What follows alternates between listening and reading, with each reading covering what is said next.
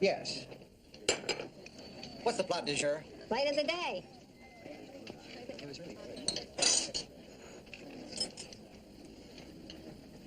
Would you pass the salt? Thank you.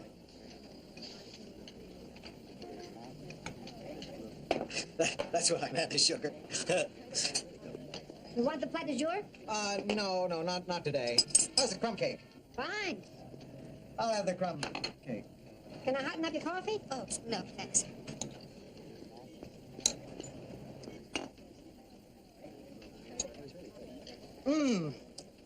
Was that delicious? That's the best crumb cake I've ever tasted. Thank you. I'm new in town. Oh. I've just come from Minneapolis. Rent a small house. Eat most of mine. It's fine. Great crumb cake. Yeah. You bake it here? We don't even slice it here. Well, have a good day. What? No, yeah, I will. You too. Goodbye. Give me the check. Check.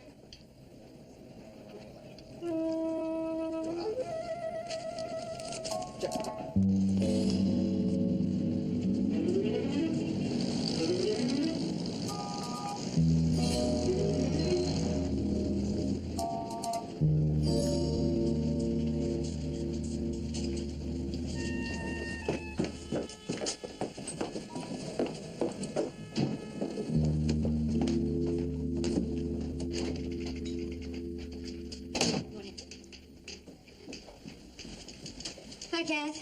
Good morning. Here's Billy Newman's stuff from New Mexico. Ah. Right now you have a meeting for the Sunday magazine cover, and at 11:30 you're supposed to do that food section stuff. Oh, this is wonderful copy. Really good stuff. People from the East are swarming to New Mexico for the Chirimoya Arts Festival. Get Billy on the phone for me, will you? Hi, Vince. Good morning, Irene. What do you got? The art for the Sunday cover? They're good. So, we're still having problems printing it. It's that paper. Color just runs all over that rough stuff they've been giving you. Well, what can I do? That's what they give me. What can you do? Make a fuss. Kick and scream. They want a beautiful magazine section, and they stick you with cheap paper that won't hold a color photo. They won't give you anything without a fight around here. Do what you can, huh? Okay. No luck with Billy Newman, Irene. Did you try the motel? Yeah, I tried the motel. I left a message. Well, don't worry about it. She'll get back to us. Oh, she's really caught it. The artists are from Taos. Students from Chirimoya College acting as guides. The sounds of chamber music over the desert. Oh, it smells hot and sunny in Pueblo in New Mexico. You can almost feel the heat. It's hot in here. The air conditioning on a blink again? Yeah, for about an hour. Well, why didn't somebody open a window? Because when they put the air conditioning in, they nail the windows shut. You know what happened to me this morning? What? I met a woman. Oh, I didn't actually meet her. I followed her into a coffee shop. We sat next to each other on two stools at the counter. And all the time we were sitting there, I felt her knee pressing against mine. When she got up to leave, her knee was still pressing mine. It was the iron pole that holds the counter up. I think I got a ridge in my kneecap. Maybe it's better you didn't meet her. What? Because what would happen? You'd ask her out, she'd get to know you, you'd get to know her, you'd get to like her, and she'd dump you.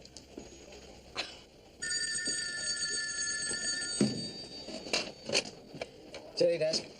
Yeah? Who? Billy who? You sound like a girl. Oh, I see. You work on the other side. Why'd you call me? Who? Herbert Linton. Yeah, I heard of him. He's a writer. He writes books. Plays, that's right, plays. Pulitzer Prize. What about it? Murdered? Hold it. Rossi. Wait.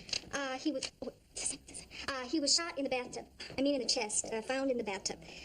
Yeah, they've arrested his lover, named Victor Gary, a painter, age 37, address. That's fine, kid. Good work. What's the weather? Get back to go to New Mexico. Herbert Linton's been murdered. Linton? I thought he was dead. But you're right. No, look, I don't want an official weather report. I just want to know how my reporter should dress when he goes down there. In the 80s? Good work. Thanks for calling. What are you waiting for? Get on a plane. You think I can pick up and leave town just like that? I have Esther at home. So call her and tell her you're leaving. She doesn't answer the phone too well. She's my dog. Listen, Billy, it's a terrific story. I'm sure the city desk is tickled that you're right.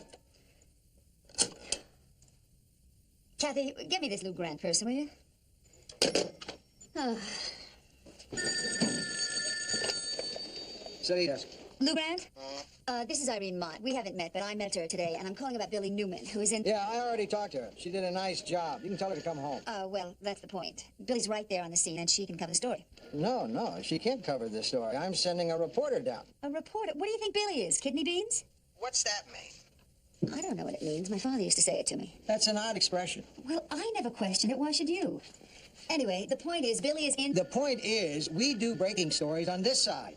I know what you do on that side. I'm well aware of what you do there. Then we have no problem. You don't horn in on my stories, and I promise I won't interfere with your coverage of how Ann Sheridan does her hair. Ann Sheridan? I don't care what you write about as long as it's not what we write about. Now, I have a murder story to cover, and I'm sending a reporter to do it. So you can tell your girl, come on home. Oh, look, to begin with, she's not my girl. She's a reporter, as much a reporter as anyone on your side. Some other time, okay? I've got a paper to put out. Oh, really? What do you think we do here? I have no idea. I've never been in a hen house. Right. 1, 2, 3, 4, 5, 6, 7, 8, 9, 10.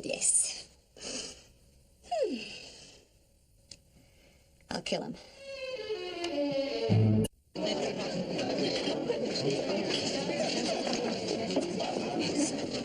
You want dessert? We got custard, rice pudding, pumpkin pie, and chocolate cheesecake. Nothing. Good choice. Oh, coffee. Oh, my gosh, yeah,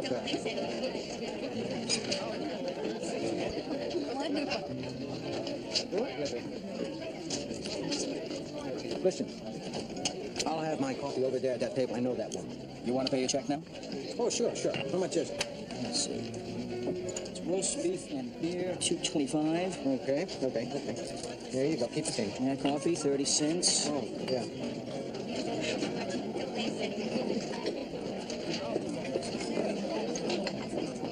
There you go. The rest is for you. And 6% for the governor. How much is the check? Just a minute. $2.70.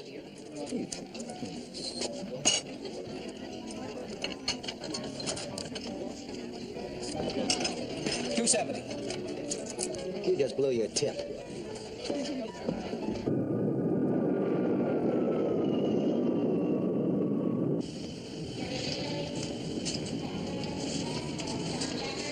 Are you Joe Rossi? Yeah.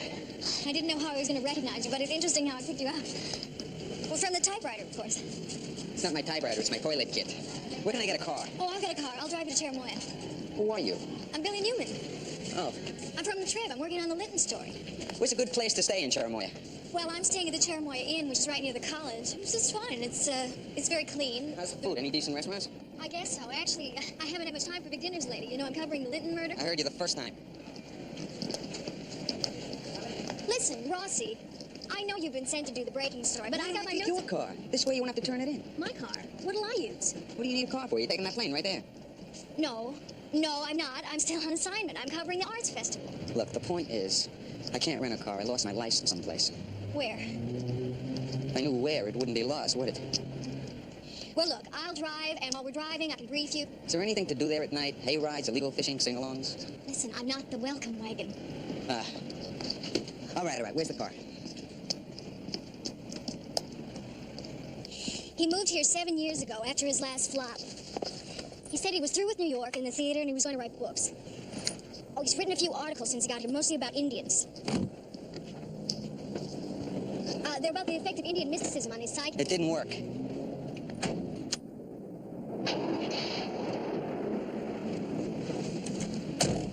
He admired the Indians, but he said that they made him feel even more alone. See if you can find something without banjos. Why does it have to be Hawaii? Aren't there beaches near Stanford? Well, if all of your friends are going to Hawaii, they probably... How do you handle your daughters? I don't handle them, Charlie. We made a deal. They promised to grow up, and I promised to let them. So far, it's worked out fine. Wish I could say as much for my job. Problem? It's about the Linton murder. I have a reporter in New Mexico, Billy Newman. Yeah, I know about that. Lou Grant. Hey, Lou, listen. I'm talking to Irene Mott, editor of the Today section. Wait a minute. Lou, she's here with me now, and I think it'd be a good idea if you both met each other. Simmer down, Lou. Please, I really think they'd meet Irene Mott. Irene. That's your name, Irene. Huh? I have a cousin named Irene. Everyone calls her Irene. Well, everyone calls me Irene. Yeah, well, we met. We know each other, Irene and me. We met before. I didn't know that. Who would have thought that you... Sure, I know. She called me about the Linton murder. Damn good work. Oh, well, glad you feel that way. Now I know you sent a reporter down to Chermoya. Yeah. Joe Rossi. He'll do the breaking story. Right. And Billy's going to stay and do the background story. Now, Lou. Rossi won't stand for it. Yeah, maybe he will, Lou. Let me put it this way. I won't let Rossi... With me? Rotten taste in women. That's what's the matter with me. Lou, she's really... Why do they have to come horning in on our side? Huh? Do I go over there asking if I can write articles on food specials or movie reviews or home decorating, huh? Lou, Irene Mott has probably done more for this paper than anyone else on it. When I first came here, the women's section was just that. But Irene has really turned things around. It's the most vital section of the paper. And the proof of it is that nobody calls it the women's section anymore. Hello. Rossi. Listen, is that girl from the women's section still hanging around? Well, you tell her to get out of there. You're covering that story alone.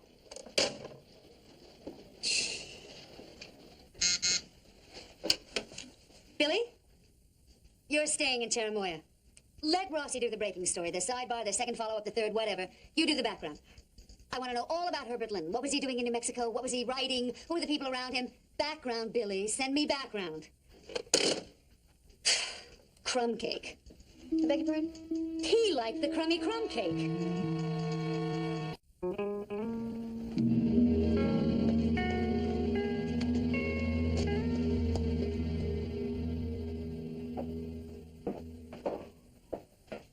All right, folks. You have your attention, please. Let me run this down for you. Herbert Linton, Linten, was last seen alive at the Aurora restaurant just 7 miles south of Chermoya. He's in the company of one Victor Gary, G-A-R-I-E, age 37, a painter, a resident. Two men argued quite loudly, using a good deal of profanity. And Gary got up from the table, leaving his dinner unfinished. Linton remained alone. He then left the restaurant at approximately 9:12. It's 9:12, approximately. Right. He took a cab home, arriving there at approximately 9:27. Approximately.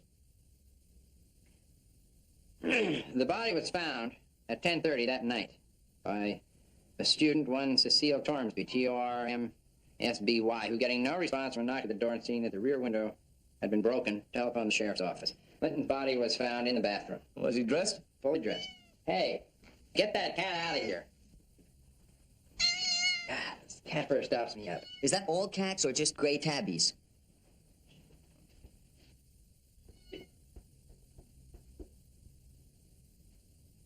He was dead from a gunshot wound from a .22 caliber weapon. The bullet entered the chest, exited out his back, and lodged in the wall about 3 inches above the bathtub. What about the gun? Did you find it? Yes, we did. We found it outside the bathroom door. Was it Linton's gun? No, it was registered in 1965 to Victor Gary. Sheriff, how do you know that Linton and Gary were lovers? Well, everybody knew that. What are you doing here? I'm doing background for the Today section. I thought you went back. There are no more questions, folks. Wraps it up. Well, wait a minute. I heard that Gary hired Quentin Morgan to defend him. You say so, Mr. Rossi? Well, that's pretty big stuff. Quentin Morgan coming all the way from San Francisco. You say so, Mr. Rossi? Sounds like Gary feels he's a really heavyweight lawyer, doesn't it? I don't know. Is that how it sounds?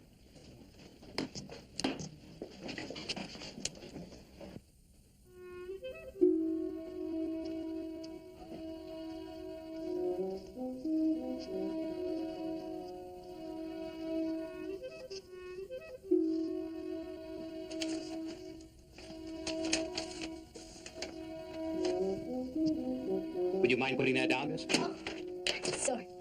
I wasn't thinking. Just don't touch anything, okay? You bet.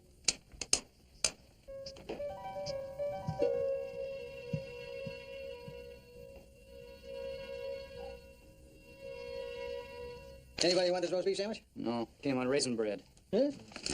See, Lou, it's a kind of an informal way of catching up on what we've all been doing. Now, Irene here feels that there's some unnecessary infighting going on inside the paper. Irene, why don't you take the floor? Okay, thanks, Charlie. I think there may be some people here who don't quite know what we do over in the Today section. Hey, I know all that. I'm not just talking to you, Mr. Grant. Now, at Today, we do travel, book review, Sunday magazine, food, entertainment. Could you pass the mustard in his hair? You know, I remember when I used to work on a newspaper, all those things you were talking about, they used to go to what we call the women's section. Well, it isn't called that anymore. It's called Today. Well, what if you tell me You know that section where they talk about football and about baseball and hockey and those things? Sports. That's it. Yeah, yeah. I wonder if you could tell me what that section is called today. The sports section. Oh, that's reassuring. I thought maybe they called it something else like tomorrow or next Tuesday. Okay, Lou, I think you made your point. Now let Irene make hers. Well, okay, there was indeed a time when the editor of the women's section was the publisher's wife, and she wore a big... The problem is that physically we're in two sections of the building, the news side and the today side. And that corridor is a long bridge in between, and people are afraid to cross the bridge. Right. I agree, but we all work for the same newspaper. So does the guy who takes classified ads, but he doesn't want to cover a story. Oh, come on. Why shouldn't a writer from the city side do a Today story, huh? I'd like to see you cross over. Okay. Sure I will. When I want to write a story about roses. I don't believe it. It was pretty informal. We'd meet here or over at Herb's house, and sometimes at this cafe near the plaza. We generally work on a scene, then read it with the rest of the class and analyze it. Oh, does anybody want some gum? No. No thanks. Well, that's good. I don't have them in for the big lectures. But then you found out that he cared as much about his writing students as he cared about his own work. If he thought you had something to offer, he made you feel like you could do more than you ever realized you could. He made you be better. What was he like the last couple of months? I mean, emotionally. Well, he was having a hard time. What do you mean? They weren't doing his plays. Herb always said, a play doesn't live until it's performed. And he just kept writing plays that nobody wanted to do. He called them his dead plays. You know, the awful thing about it was that he thought that they were better than other plays he'd written that were smash hits, that won awards. What did you think? Well, the new ones were... Well, they didn't seem to have any life. How about towards the end, the last week? Did he seem more nervous or anxious? No, just the opposite. How do you mean, opposite? Well, the last week, the last few times we met. He seemed very calm, tranquil. He just seemed so much better. So much more at peace with himself. It was nice. He was happy. Yes, I know what the newspapers have been saying. Sit down.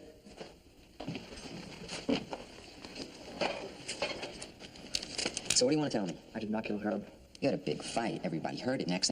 My gallery in New York contacted me that morning, and Herb and I were going to go celebrate, watch a dinner at a restaurant. When I got there, he was in a rotten mood. Drunk? No, not exactly, but he'd had enough drinks to make him nasty.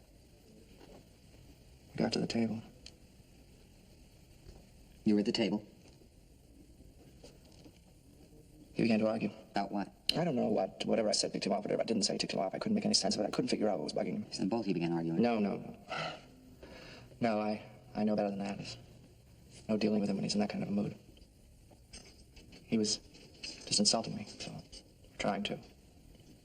Said I was insensitive. Stupid, said I. Didn't have any intuition. And he began to attack my recent work. Said it was unimportant, uninspired, ugly, I don't know. I said, all right, Herb. If you want me out, I'm out. It was your gun at the house. How did it happen to be there? I gave it to him for protection. He was afraid. Afraid of what? Did you read the story of the Rossi fire from New Mexico? Yeah. What'd you think? I thought it was okay. What's the problem? That's the problem. It was just okay. I send Rossi out on a story like this, I expect a hell of a lot more than okay. What's the point, Lou? The point is that I think we have one too many people down there covering this story. Remember, Charlie, when we worked in Detroit, the doctor that murdered his mistress? Yep. Okay. Everybody wanted to cover that story. We had a wishy-washy city editor that had a couple of reporters working on it to get different angles, you know? Yeah. Okay. Now, we were so busy sidestepping each other, trying not to duplicate, that nobody noticed when the doctor confessed to a writer from another paper. You think that's what's happening there? I think this is not Rossi's best writing. I think that girl has something to do with it. You think she's beguiling him with her charms? I know he's not beguiling her with his. He doesn't have any. Lou, I think you're making too much of this. If I know Rossi, he is trying to keep as much distance between them as possible. What? Somewhat. Oh, I know what you mean. I always feel like a little chat myself at 20 after 4 in the morning. I couldn't sleep. Well, if you couldn't sleep, I'm certainly glad you woke me up. I mean, one thing I really don't want to do is be sleeping when you're having a hard time. Something's bugging me about the Linton murder. What? I'm not so sure it's murder. You want some gum? Gum? At 4:20 in the morning? Why don't you think so? Gut feeling. Uh-huh. I think I know who killed him. He did. Himself. Gut feeling? My gut feeling's always wrong. Do you know what book he was reading at the end? Aspects of Depression. Oh, man. Oh, that sure is a great reason for suspecting suicide. If everybody who reads Aspects of Depression kills himself... There'd be about 4 people who would be dead. It wasn't one of your big bestsellers. Did you notice what was on his desk? What? Large envelopes. You know the kind that manuscripts come in? Plays? Returned to him from New York producers. He hadn't opened them. He hadn't even bothered to open them. Rejections. Can you imagine a man like Herbert Linton getting rejections? Okay. Let's say it is suicide. There's one problem. The house was broken into. Somebody broke the glass window in the back door and came into the house. Who?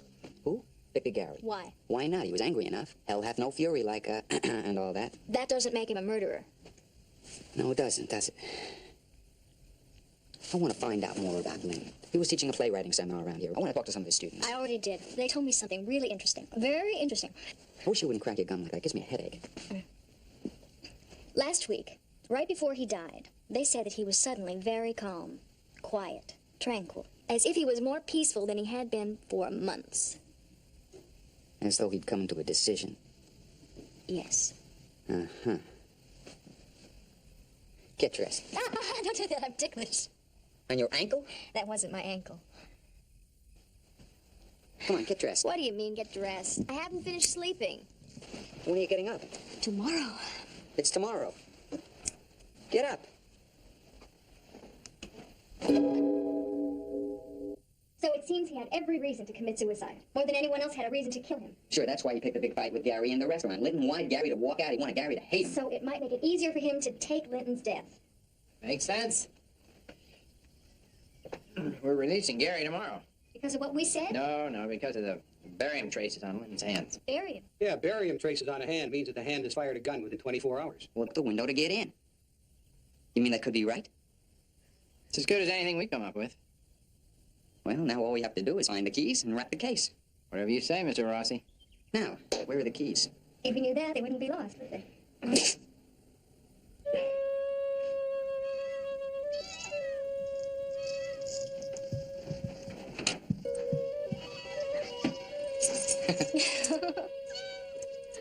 Can you find my driver's license? I was really worried about you there for a while, Rossi. But that story you phoned in was good stuff. Much better than that garbage you sent in yesterday. Yeah. I'm sitting down. Go ahead, tell me. No, it's more than that. I want to share the credit with her. She deserves it. All right, Rossi. It's your byline. Oh, and Lou? Yeah? My name comes first. Rossi wants to share his byline with that girl. I think that's the most intimate he's ever been with a woman. Maybe when Rossi gets back, we should send him on this nursing home investigation. Why don't we send the girl? What girl? Newman, the one from the other side. She did a good job on this. Maybe we should get over here and see what she can do. I'm for that. I'll have Charlie Hume take care of it. Why don't you call her yourself? Oh, Newman? No, Irene. I tell you, Billy, to get Mr. Wonderful to share his byline with you is a coup. It was terrific. The only disappointing part was the cops solved it before we did. Well, they generally do. But I'm very proud of you, Billy. Now, come on home fast. Goodbye. You want me to order you a sandwich? No, maybe there's some yogurt in the kitchen. Go home. Go on. Bye-bye.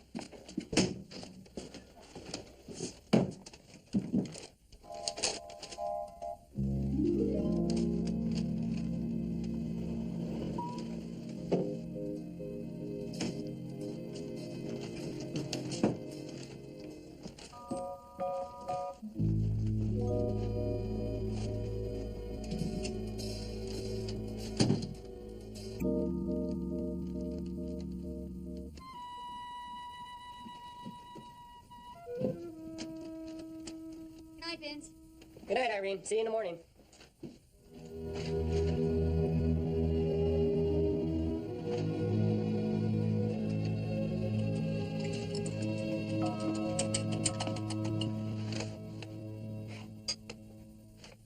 Now, how did I know I'd find the editor of what is definitely no longer the women's section in the kitchen? How about a drink? Why?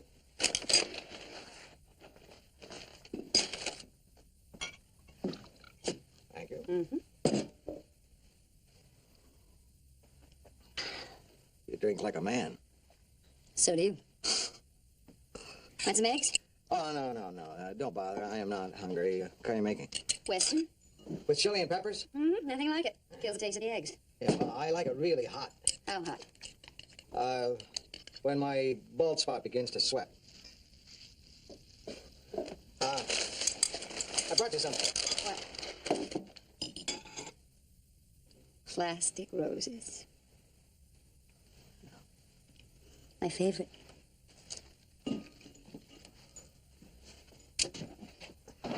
Look, I'll tell you what I'm doing here. Mm-hmm. You're a girl in New Mexico. You're a reporter in New Mexico. Newman? Yeah. I want to come over to our side for a while. Do some stories. Wow. Yeah. All right. I'll suggest it to her. Is that all you can say? Oh, excuse me. I'm not enthusiastic. You're taking away my best reporter, and I didn't thank you properly. Well, I did walk all the way over here. Was it a long walk? Endless. You'll get used to it. You know, Renee, we've had breakfast together. We've had lunch together. Here's to our first dinner together. You know, Lou, I really hate the name Renee. You'll get used to it.